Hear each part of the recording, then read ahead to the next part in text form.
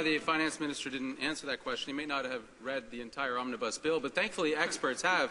And experts have told this government, like the Canadian Bar Association, that the massive and sweeping changes to trademark policy may not be legal. And that we've also, now I know that the government doesn't often listen to legal advice. Well, they don't actually listen to any advice. But will they listen to the Canadian Chamber of Commerce, who has told this government that aspects of the omnibus bill might not even be constitutional? Now, will he take this bill back and fix the flaws that are deeply inherent in its DNA? The Honourable Minister of Industry.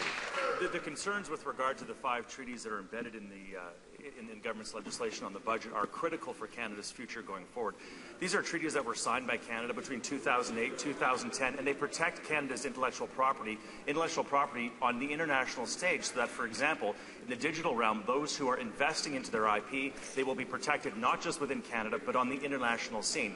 These treaties were supported by all parties in the past, and now finally the NDP, now that we've put the budget forward and we're implementing these treaties, they pretend to have some concerns about it. It would be nice if they would know what they're talking about before they decided to criticize it. The Honourable Member for Skeena, Poultry Valley. The minister knows the Canadian Bar Association, the Chamber of Commerce. Well, they're completely ignorant of the facts. Thankfully, we have the minister defending Canadian values. But how about on veterans? Yesterday, we heard from veteran Sean Brea that the clawback, the small change to the clawback for veterans who have been compensated for their injuries, is an insult to Canadian veterans. This afternoon, we're going to hear from restaurant workers from Saskatchewan that talk about the changes to the temporary foreign worker program and how they were fired from their job, and these changes are too little, too late. Why is the government so obsessed with giving away Canadian jobs, clawing back from our veterans? Why don't they work to fix this deeply flawed bill?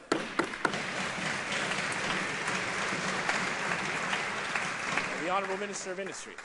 Coming back to the first point of his question, Mr. Speaker, this legislation that we've put before Parliament, which will serve Canada's interests, it's supported by the Canadian manufacturers and exporters, it's supported by Canada's ICT industry, it's supported by the Canadian Chambers of Commerce, and those who recognize that supporting Canada's intellectual property regime on the international stage is essential for a country like Canada that invests so heavily into our universities and into digital technology, that those businesses will do great on the international scene.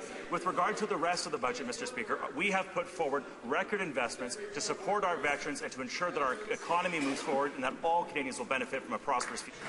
The Honourable